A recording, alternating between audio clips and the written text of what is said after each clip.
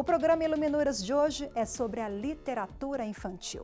Um gênero que aposta nas ilustrações, nas cores, no lúdico, tudo para atrair a atenção da garotada. Eu recebo no programa Niédia Genari, contadora de histórias, e o roteirista, ator e apresentador Lázaro Ramos, que pouca gente sabe, mas é um grande nome na literatura e principalmente em livros infantis. O primeiro bloco começa com ele. Confira a entrevista. Lázaro, muitíssimo obrigada pela participação. Imagina, eu que agradeço. Adoro bater papo. É uma das 3 coisas que eu mais gosto de fazer na vida. Oba!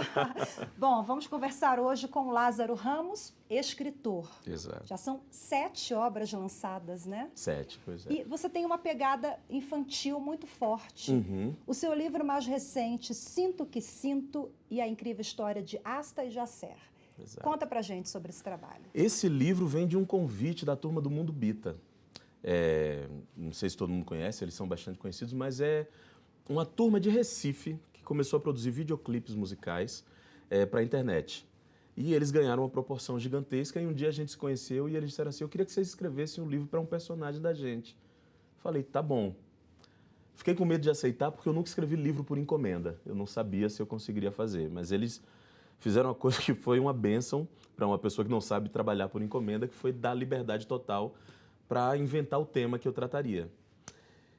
Fiquei durante uns 3 meses sem saber sobre o que falar e a partir de uma história com meu filho, eu consegui me inspirar para falar sobre um assunto que estava me angustiando, mas eu não sabia o que era.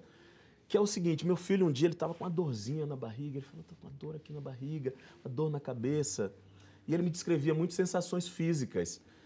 E eu dei Luftal, eu dei remédio, fiz de tudo para isso. Até que passou uma semana eu entendi que aquela dor física era porque ele estava com ciúme. E ele estava sentindo coisas e ele não sabia, não tinha vocabulário para expressar o que ele estava sentindo. O corpo fala, né? Impressionante. O corpo fala.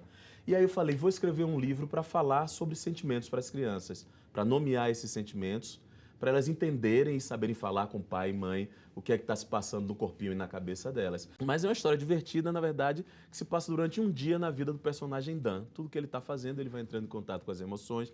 Tem muito humor, que eu gosto muito de trabalhar com isso. E tem um final, que é uma parte bem lúdica, contando um pouco, assim, uma história que eu inventei, mas é inspirada num povo que existe na Etiópia, chamado Povo do Rio Omo, que eles, eu vou mostrar aqui, que eles fazem uma coisa linda para se proteger do sol. Eles são nômades e para se proteger do sol eles pegam as flores e os frutos e vão fazendo isso com seus corpos. Fazem um por dia, não tem espelho, eles não sabem o que fizeram, na verdade é o que o outro diz para eles, que eles entendem o que é que fizeram e cada dia trocam. É arte. Isso aqui é somente para se proteger do sol, que é o mais lindo, né? E aí, a partir disso, eu fiz uma história lúdica aqui para homenagear eles. Então, é um livro duplo, são 2 histórias. Ô Lázaro, e é interessante porque a ilustradora é daqui de Brasília. A ilustradora é daqui de Brasília, encontrada em rede social. Foi um encontro curioso, né? Pois é. Como é que foi? Você conheceu o trabalho dela pelo Instagram? Pelo Instagram. A gente estava, a Carochinha, que é a editora, a gente estava tentando encontrar alguém com traço diferente que pudesse participar desse projeto. E a gente achou a Ana Maria Sena, que é aluna da UNB, inclusive, e ela ilustrou lindamente. É o primeiro livro que ela ilustra, mas o trabalho dela é de uma beleza e ela vai, assim, ela é muito rica. Tem coisas que ela faz como isso aqui, ó. A ambientação dela é muito especial. E ganhamos mais um ilustrador aqui, espero que esse seja o primeiro de vários dela. Com certeza, que coisa boa. Você fez um livro também para o João, lá atrás, para o João e para a Maria. Vamos falar do livro para o João? É muito engraçado, porque é o caderno de rimas do João e o da Maria, como a Maria é completamente diferente, tem outras características e tal, tem o caderno sem rimas da Maria. Exato. Vamos falar para o João, que fala de sentimentos também. Os primeiros livros que eu escrevi eram muito para falar com a criança que eu fui. A partir do momento que eu tive filhos, eu acho que eu comecei a escrever para os adultos que eu quero que eles sejam. E o Joãozinho, meu filho, muito perguntador como toda criança, ficava me pedindo explicação de várias coisas que para mim, inclusive, na minha vida adulta, eram óbvias, né? O que é, sei lá, amor? Como é que você explica amor? E ele começou a me explicar e eu, não sei se por tédio ou porque eu sou piadista, eu comecei a fazer rimas para explicar as coisas do mundo para ele. E acabou que virou um livro muito inspirado nas nossas conversas. São verbetes, né? São verbetes, tentando explicar ele sobre coisas do mundo. Tem coisas que são mais humoradas. Olha, abri na página. Você abriu na morte. Na morte, que é uma coisa dificílima. Um dia ele me perguntou o que é morte. Aliás, sabe como é essa história? Não. É a seguinte, a gente passou por por um cemitério e ele perguntou assim, mãe, o que é isso? Eu ia responder, Thaís me interrompeu e falou, ah, filho, isso aqui é o lugar, chama cemitério, é o lugar onde as pessoas que viram estrelinha ficam. Ok, passou um tempo, não teve mais explicação. Um dia ele estava conversando com Clarice, que é a melhor amiga dele, e Clarice e eles conversando e eu ouvi ele dizendo assim, Clarice, você sabia que minha vovó Célia vive no sanitário fazendo estrelinha? Ele entendeu que cemitério era sanitário e estrelinha entendeu que era estrelinha de capoeira, não entendeu nada. Aí eu disse assim, não, vou explicar a ele o que é morte. E escrevi tabu, esse verbete, né? A gente porque é fica tabu. assim, ah, não fala sobre isso, pode, não pode. E foi o verbete mais difícil que eu tive aqui no livro. Justamente por isso. Aí ficou assim, ó, morrer. Uma planta no quintal, muito sol na imensidão. Se não rego, se desfolha. Da saudade, um vazio, solidão. Por que isso? Não entendo. Quem me explica essa história? Foi-se embora a plantinha, mas ficou na minha memória. Tem muita subjetividade, tem algo de poético, mas as conversas que os pais me relatam que têm com os filhos depois de ler isso aqui, acaba criando um novo repertório de diálogo com as crianças. E é super legal, assim, poder ter essa inspiração dentro de casa, né? Filho, para mim, é transformação. E a literatura é muito interessante, é muito rica, porque ela promove essa interação com os pais, a abertura de alguns assuntos que antes eram tabu e a gente consegue falar a partir de obras como a sua, né? Ou até mesmo coisas que sejam somente para divertir. Eu gosto muito de estimular a leitura acompanhada de pais e filhos, porque é um grande prazer que eu tenho na minha vida, todas as noites, quando a gente vai dormir, que a gente lê um pedacinho de uma história, onde a gente começa a conversar, cria uma relação que eu vejo que será para sempre. Eu sei que meus filhos lembrarão para sempre dos momentos em que a gente lê um livro junto. Marca, né? Marca. E você sabe que eu tenho mudado bastante o meu discurso sobre literatura, inclusive. Porque muitas vezes a gente que trabalha com literatura, ou na ânsia de incentivar alguém a ler, a gente fala muito na literatura como se fosse obrigação, né? A gente aprendeu isso na escola, né? A gente aprendeu isso. Tem que ler. Tem que ler, fazer resumo, tem que ler Dom Casmurro, porque vai ter a prova. Não, tinha que ser o tom assim. Tem que ler Dom Casmurro. Eu falo muito hoje na literatura no sentido do prazer, porque é prazeroso, é uma companhia, é uma alegria, é uma descoberta de novos mundos e novas informações. Lá em casa funciona assim e é muito lindo ver como eles agora já são... Eles que procuram os livros, que chegam nos lugares e já têm os livros que querem, os preferidos. Isso é lindo. Lázaro, eu vou pegar o gancho porque você, na minha pele, você citou aqui, na época que você escreveu, que seus filhos não liam Monteiro Lobato. Né? Você mantém esse discurso e por quê?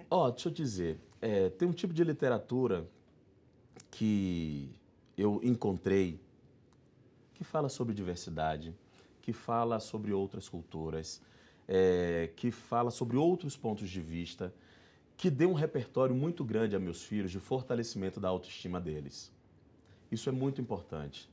Eu acho que uma criança que já começa a sua vida com autoestima já tem metade dos problemas resolvidos na vida adulta. Meus filhos hoje em dia estão com 8 anos e 4 anos. Hoje em dia, os livros que eles leem, claro que passam pela nossa supervisão, mas também pela escolha deles. Por quê? Porque eles já têm uma base forte, uma base intelectual, uma base emocional, e a partir daí eles já têm senso crítico. Aquele momento era para formar primeiro um senso crítico neles, fortalecer a autoestima, e a partir daí eles construírem suas escolhas. Porque também eu não posso criar filhos prisioneiros do meu desejo, dos meus conceitos, né? Agora, esse assunto levanta uma coisa que eu acho que é muito importante e que eu acho que é algo que a gente tem para celebrar hoje em dia. Eu tenho muito orgulho e muita alegria em ver como os livros infantis brasileiros são diversos. Como a gente tem autores que há muito tempo atrás não teriam oportunidade de escrever e de se expressar. E eu acho lindo poder, inclusive, ter tantas opções para cada criança escolher aquilo que vai ser legal para elas, junto com os pais, é claro. A gente sonha coisas para nossos filhos, né? Uma coisa que eu sempre sonhei foi que eles tivessem muita autoestima, que eles gostassem de si, que eles soubessem dos seus valores, que eles tivessem a oportunidade e a sabedoria de que eles podem sonhar. Porque muitos problemas de várias crianças é justamente esse, pensar que não podem sonhar, que não podem ter um objetivo. E aí eu já saio até de falar sobre meus filhos, né? Falo sobre crianças. Eu acho que a gente criar objetivos nas nossas crianças é uma coisa muito importante. Criar o sonho, permitir que elas sejam crianças, permitir que elas se vejam é importantíssimo. Vamos falar um pouquinho sobre o livro da Maria. O Lázaro também fez um livro em homenagem à filha Maria. Caderno Sem Rimas da Maria. É da Maria ou de Maria? Eu, quando falo de Maria, que a baianidade Porque Bahia forte. tem isso, né? De João, de Maria. E por que o da Maria não tem rima? O da Maria não tem rima porque a Maria é assim. E essa aqui é a Maria, né, Você gente? sabe que quando eu o rostinho da Maria. E ela aqui. É assim mesmo. A Maria é assim mesmo, linda. Ilustrações do Maurício Negro, que também ilustrou o Caderno de Rimas do João. Você sabe que quando eu fui fazer o livro da Maria, eu estava querendo fazer um livro de rimas também. Foi assim, você fez do João, aí você que sentiu a necessidade? Não, o João que Maria... pediu. O João falou, você tem que fazer o livro da Maria, você fez o meu. Aí eu comecei a pensar em rimas. Eu vi que eu não ia ser fiel à filha que eu tenho, que tem bastante opinião, e ao mesmo tempo eu encontrei uma oportunidade de criar novas palavras para sensações que a gente ainda não tem palavras no nosso dicionário. Abri uma aqui, ó. Denguindaste, esplectoroso. Por exemplo, crianças para experimentarem sabores novos que não estão ainda no seu paladar. Como é que você explica para o seu filho o gosto de uma comida que ele não gosta de experimentar? Eu inventei esplectoroso. Que é Que é um maravilhoso. sabor que explode, que você fala o que você quiser. Papai e mamãe vai inventar o que é, né? Para a criança poder experimentar. E é isso, um sabor novo, no começo, realmente tem um gosto esplectoroso, né? Que você não sabe que é diferente. Você pode gostar ou não. E é isso, foi justamente disso. Girmão, que é para falar sobre a relação dela com o João, que é relação de implicância, mas ao mesmo tempo de muito amor. Vestu Vestu você conhece, você já usou? Vestu, sabe o que é vestu? É o quê? É toda a roupa inventada. Sabe quando você bota um saco plástico na cabeça, pega no jornal, cria aqui, então, faz um vestido? vestido... Ilustração é isso. É, justamente. Né? Pois é, essa roupa que criança inventa com qualquer coisa é um vestu. Agora, Lázaro, como é que foi a sua transição para a escrita? Porque você, na adolescência, não lia tanto, nunca foi um leitor voraz lá atrás. Lia por obrigação, quando tinha atividade da escola. Com 15 anos de idade, comecei a fazer teatro, comecei a ler os livros direcionados à minha profissão, depois passei para a biografia. Hoje em dia leio de tudo, mas porque em algum momento eu entendi que a leitura era um prazer. A fase da vida que eu achava que era uma obrigação não foi bom para mim. E para a escrita, eu sempre escrevi, mas tinha muita vergonha de mostrar. Eu não sabia se era bom, não sabia se as pessoas iam gostar, se eu estava me expondo demais. O primeiro livro, que chama A Menina Edith e a Velha Sentada, eu escrevi e ele ficou guardado, escondido por 6 anos. Porque eu tinha medo, né? Porque tem algo da nossa alma que a gente oferece nos livros, né? Acho que o que me deu coragem tem muito a ver com meus amigos. Quando eu comecei a perder timidez, fui mostrando para eles. E eles foram me explicando o que é que eu estava fazendo. Eu nem sabia que eu escrevia para criança. O teatro te ajudou também nesse? O teatro me ajudou muito. Eu não escrevia por encomenda, eu escrevia por sentimento. Eu queria falar de algumas coisas, mesmo que ninguém lesse, mas eu queria ter aquela companhia, aquele lugar para descarregar sensações. E você fala de sentimentos também no A Velha Sentada? A Velha Sentada, ela fala sobre o quê? A Velha Sentada é o seguinte, é uma menina de 9 anos, que só fica na frente da televisão e do computador, até que um dia chega uma vizinha e fala assim, nossa, essa sua filha é parada, hein? Ela parece que tem uma velha sentada na cabeça. E a menina acredita que tem uma velha na cabeça e entra na própria cabeça para procurar a velha e tirar a velha de lá. É sobre o equilíbrio, né, entre o uso da tecnologia ou não. E você não tinha filhos ainda, você escreveu em 2010. Não tinha filhos, mas eu adoro criança, né? Eu observo, tem um monte de afilhado, eu comecei a negar agora, né? Porque senão fica aquela coisa daquele padrinho ausente. Família animada, com muita criança, animada, né? Pois é. E você incentiva a turma toda com essa questão da literatura, porque eu li em algum lugar que o Lázaro se considera, ou considerava até pouco tempo, um ativista na literatura. Eu sou. Eu tenho um projeto na Bahia muito bonito, chamado Ler é Poder.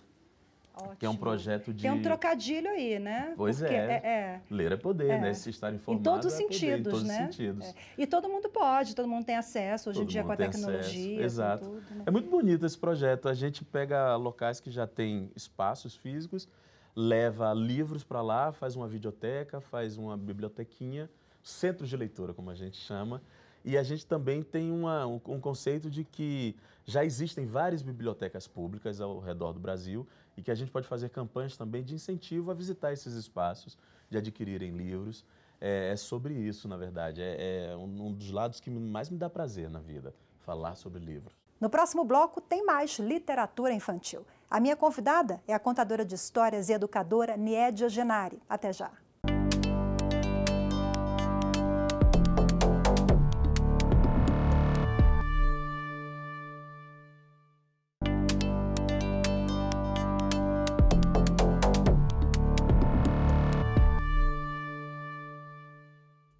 Estamos de volta com o programa Iluminuras sobre literatura infantil. Neste segundo bloco, você vai acompanhar a entrevista que eu fiz com a contadora de histórias, Niédia Genari. Ela usa música, cenários lúdicos, figurinos, tudo para atrair a atenção dos pequenos. Acompanhe. São as histórias que fazem a gente pulsar e eu acredito que são as histórias que movem o mundo. E você veio a caráter linda, você usa geralmente essas roupas, né? Durante a contação de histórias. Sim, com muitas cores. Principalmente com o público infantil. Com o público infantil eu gosto de usar os elementos das cores, né? Essa coisa do lúdico, do brincar, para que a história seja algo mágico. Como é que começou isso na sua vida? Desde muito pequena eu sou fruto de uma família leitora, sempre ouvi muitas histórias. O meu pai foi o maior contador de histórias que eu já conheci. Desde muito pequena eu contava histórias para as bonecas, sou a filha caçula e sempre quis ser professora. Era uma coisa que eu tinha sempre como primícia para a minha vida, que o meu sonho era ser professora. 25 anos já que você se dedica à educação, você foi professora durante muito tempo, hoje é só contadora de histórias. Esse é um recurso pedagógico que você sempre usou na sala de aula? Sempre foi a principal ferramenta de aprendizagem dos meus alunos. Sempre foi a forma para resolver os meus conflitos dentro de sala de aula, para solucionar problemas, para trazer os alunos para mais próximo, uma forma de afetividade. Agora, para as crianças, você acha que você consegue, os contadores de histórias, aproximar essas crianças da literatura? É uma porta de entrada para a formação de novos leitores? Eu costumo dizer que é uma semente lançada no solo sagrado que é o coração da criança. Se a criança gosta de ouvir histórias, se ela tem esse hábito desde pequenininha, certamente ela vai crescer e vai se tornar um leitor. Isso é algo certo, mesmo que naquele momento da adolescência ali, onde isso se perde, quando chegar na vida adulta se torna leitor. Porque é um despertar, é uma coisa prazerosa e acaba que em algum momento da vida volta a buscar esse prazer. Bom, Niédia, você além de contadora de histórias, é também escritora. Sim. Acabou de lançar um livro, Fofoca Reversa. Primeiro veio o audiolivro e depois o livro físico. Conta pra gente sobre esse trabalho. Contando histórias, às vezes eu tinha que ter algum tema específico para aquilo. Principalmente em alguns lugares que eu estou, a gente faz uma temática. E como o espetáculo tem uns 45 minutos, às vezes faltavam histórias para complementar aquilo. Então comecei a escrever, já escrevo há muito tempo. Desde que fiquei grávida, por exemplo, eu escrevo cartas para as minhas filhas. A escrita é uma ferramenta também que eu uso. E escrevendo essas histórias veio primeiro a oportunidade de se lançar um audiolivro, junto com alguns artistas, amigos aqui do Distrito Federal.